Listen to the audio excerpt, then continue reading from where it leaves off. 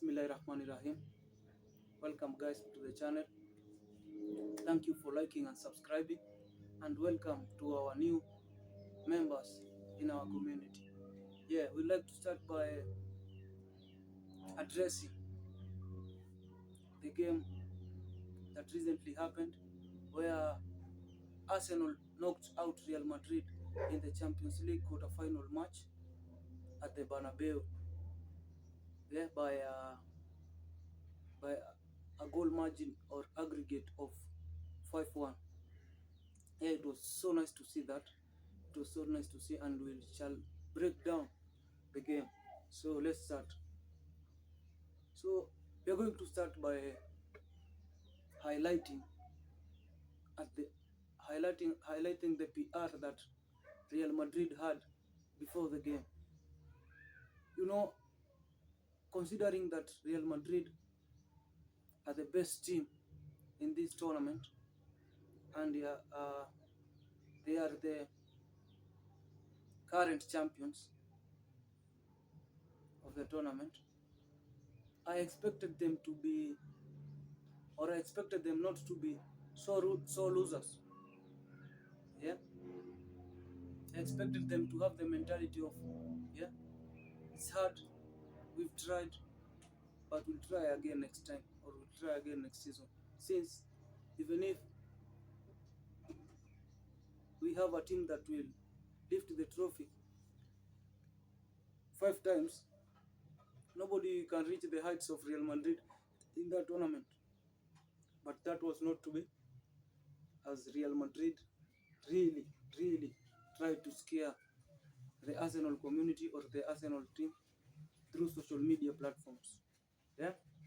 First and foremost, we heard that they were going to close the stadium to increase the pressure. Well, they did, and the pressure never increased. And if it did, it increased on their side.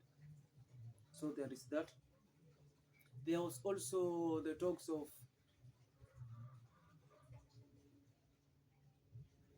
remontada, everywhere, every social media platform, remontada. Well, it was remonada. So at the end of the day, with all of that PR, Real Madrid did not show up to that game. They never did. The players never did. It was just like they were skywalking in the pitch. That was beautiful to see, as nobody gave Arsenal even a slight chance of winning or of qualifying, leave alone qualifying. Nobody gave Arsenal even a slight chance of winning at the Bernabeu, even after witnessing what Arsenal had just did at the Emirates. So moving on, there was this moment where Bukayo Saka won a penalty,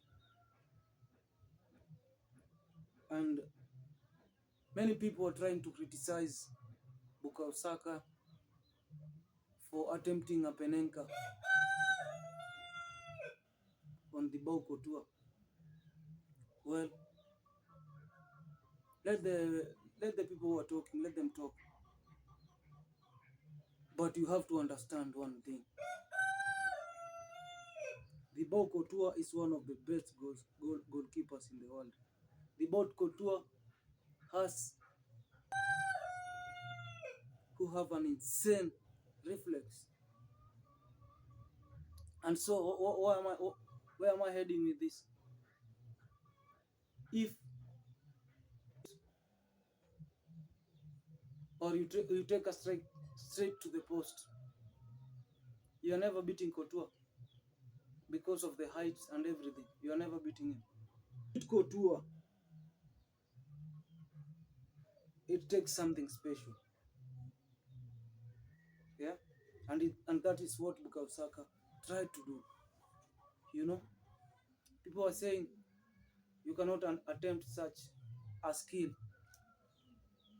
in a game of that magnitude. Arsenal are winning comfortably 3-0.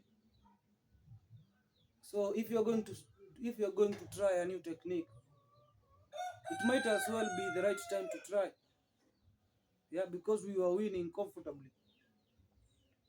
Yeah. Then at the break of the first half, something funny happened. Carvajal approached Bukayo Saka as Saka was entering into the. Carvajal approached Bukayo Saka and Saka responded calmly, yeah, humbly. But the moment where Carvajal started being rude to Bukayo Saka became angry. And what made Carvajal angry? Carvajal seems to think Real Madrid or Thibaut Courtois is bigger than a Penenka. Yeah? I'm tired of all this crap saying that you cannot showboat, you cannot. When I loved football, football was all about showboating. Football was all about humiliating your opponent. Well, as nowadays, you try to humiliate your opponent, you get a booking. Yeah? You get criticized by every social media platform. In my humble opinion, I think Martin Odegaard should have taken that penalty. And I'm not saying he's a better penalty taker than Bukayo Saka. All I'm saying is, I wanted Martin Odegaard to take that penalty so as for him to get revenge on Real Madrid, for him to stab his parent club. That's all I'm saying. That's why I wanted Odegaard to take that penalty.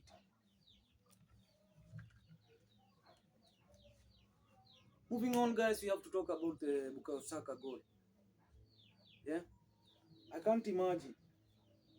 I can't imagine. For the past 2-3 years, I've been trying to tell people Bukayo Saka is world class. The Arsenal community have been trying to tell the other fan bases Bukayo Saka is a world class player. But everybody was slugging him off. Everybody was slugging that argument off. And it is funny because for those past 2-3 years, they've been slugging Bukayo Saka off. And whenever a new player or an upcoming player does something, Bukayo Saka again is the measuring stick. Like, we started hearing like things like Rashford is better than Bukayo. Well, I'm not saying he ain't. I'm not saying he is. But Bukayo Saka was again the measuring stick. Then it moved forward to Phil Foden. Foden is better than Saka. Foden is better than Saka. Well, when Foden dropped off, the debate was over. And I thought it was over. But that was me. To them it wasn't. Then came Cole Palmer. And Bukayo Saka was again the measuring stick. Yeah.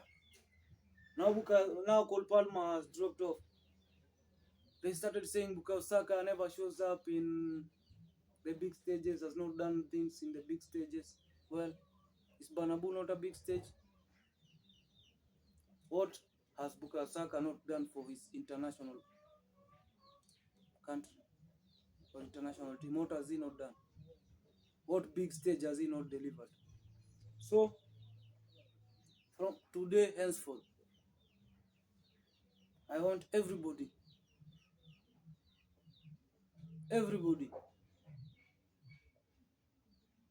to acknowledge Bukayo Saka as a world-class player. Acknowledge him.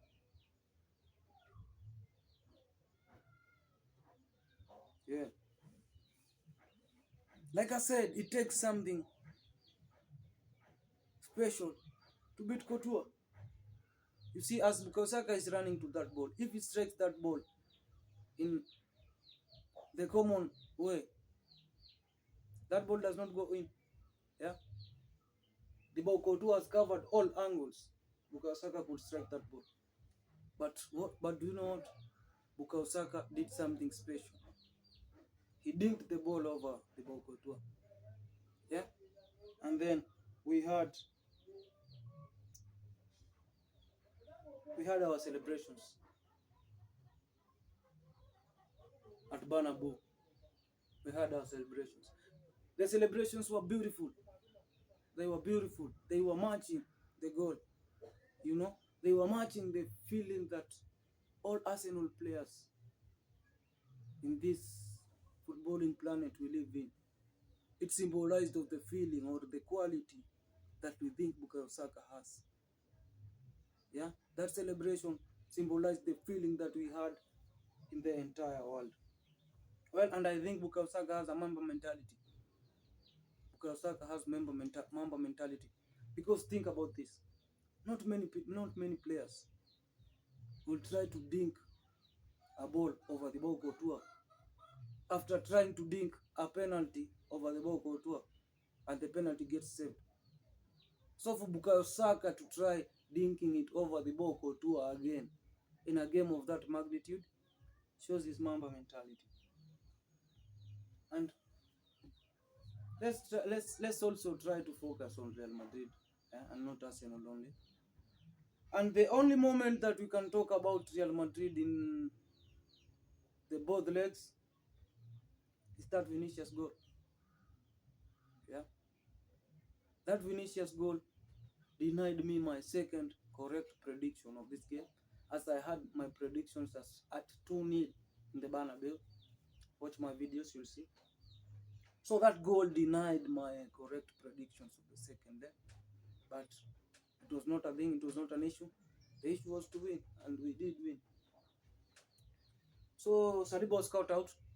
Saliba is not going to take the entire blame for that mistake, because I think that mistake is a chain reaction, and it all starts from Declan Rice, because David Raya wanted to start the ball by throwing it to Declan Rice in the middle of the park, but Declan Rice told him to cool off, told him to calm down. Instead of calming down, David Raya turned to the other side and threw the ball at William Saliba without him being prepared. And so he was caught out. He was caught out by Vinicius. And Vinicius converted the goal. There was no keeper in the post. And it was funny. It was funny, as that was just a lucky moment for Vinicius. But oh my, the way he celebrated. The way he ran to the center line. It's like that goal took the game to a 3-3 situation or something like that. So Vinicius, shame on you for trying to get the Real Madrid faithful excited. Well, they knew there was no chance in coming back. There was no chance for remontada once Arsenal was in the house. Yeah. And now, let's talk about our Brazilian maestro. Yeah, our Brazilian forward, Martinelli. You know, Martinelli is a very hardworking boy. Yeah, Martinelli has been working out very hard for like the past 5 years, and sometimes it shows, sometimes it's off, but that's life. One thing that is certain, yeah, Martinelli is a pure talent. The footballing mentality and footballing ability that Martinelli has, not many wingers has or have in the modern day football. So something else I noticed in the Martinelli's goal was the pinpoint accurate pass that he was given by Mikel Merino. Yeah, for Mikel Merino to understand the game and to release Martinelli the way he did was so nice to see. Was so nice to see. Yeah. Well, we also have to talk about the pace from Martinelli. You know, it's not the first time or the second time in a transition Martinelli has outrun everybody.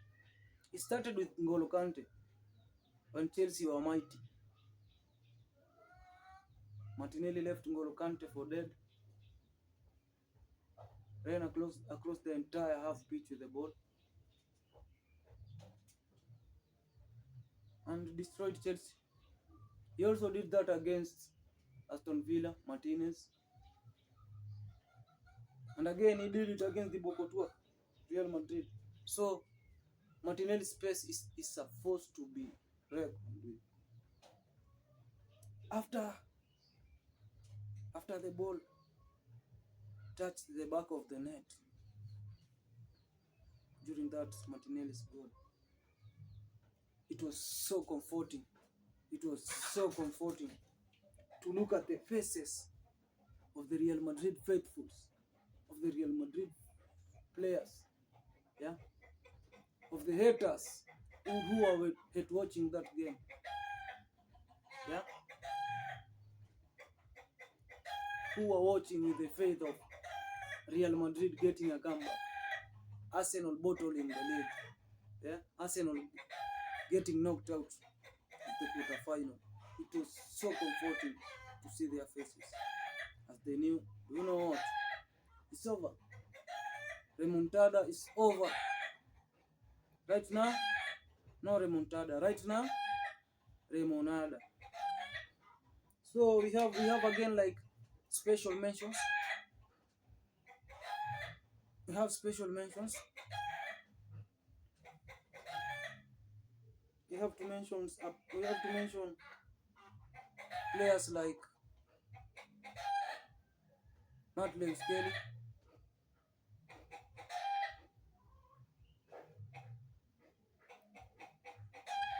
I have to mention Lewis Kelly. And I don't know how we can talk about that boy without mentioning his age. Yeah, without mentioning his age. Without mentioning his age, man. How is that even possible? Guys, Lewis Kelly has not even had a full season in Arsenal colors. Lewis Kelly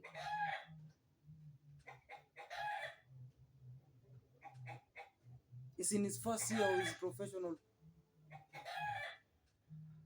contract. Yeah? There is also Declan Rice.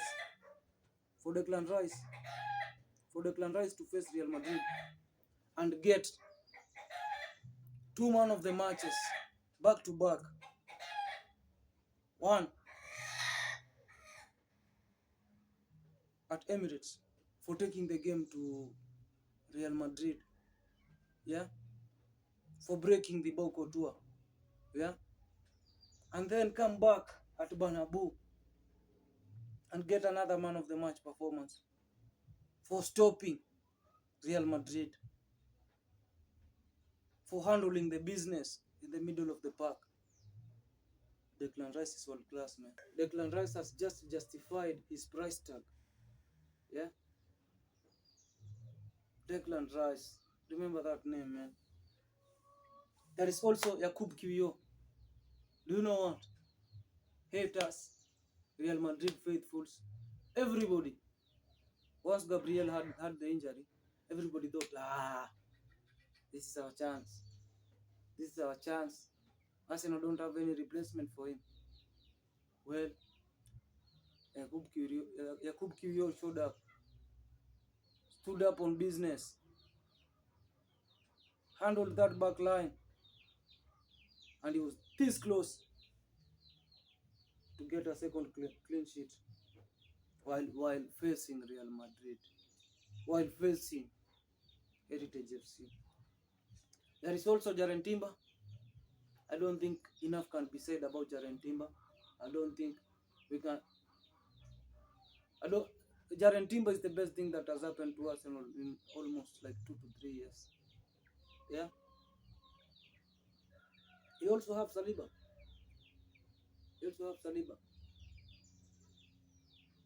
even with that error leading to goal. I think Saliba was one of the best defenders in that leg, in the second leg, even with that error leading to goal. So guys, that is what we had for you today. Thank you for being here. Thank you for choosing us, and we'd like to appreciate those of you who have just joined our footballing community. We say to you, welcome, and let's be great together. That was my time. Peace out. See you in the next one.